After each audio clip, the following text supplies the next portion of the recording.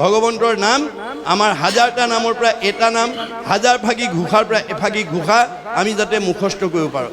আপোনাৰ 1000 এফাগী ঘোষাৰ যদি এফাগী ঘোষাও আপোনালোকৰ প্ৰত্যেকজন সদস্যই যদি মুখস্থ কৰে, এজন উদ্ধাৰ হৈ যাব। যদি এফাগী ঘোষাও মুখস্থ নাই, আমি কেতিয়াবা কিছুমান নাম সকামলৈ পাত প্ৰসংগলৈ মাতে গৃহস্থই, মতাৰ পিছত নাম প্ৰসংগ পাত প্ৰসংগ শেষ হ'লে ভকতে কয় এতিয়া সেৱকীৰ সেৱা।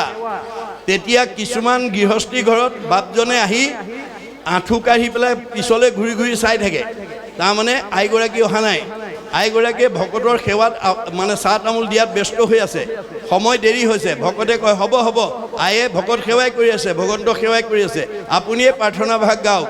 তেতিয়া বাপজনে কয় নাই নহয়, তেওঁ আহিব লাগিব, তাৰমানে বাপৰ ঘোষা মুখস্থ নাই।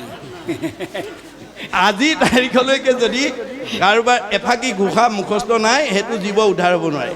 গতিকে কাৰোবাৰ যদি অভাৱ আছে কালিৰ পৰা আৰম্ভ কৰি দিব দেই, নহ'লে কিন্তু আপুনি অহা যোৱা কৰি থাকিব লাগিব। পুনৰপি জনমম পুনৰপি মৰণম হৈ থাকিব লাগিব।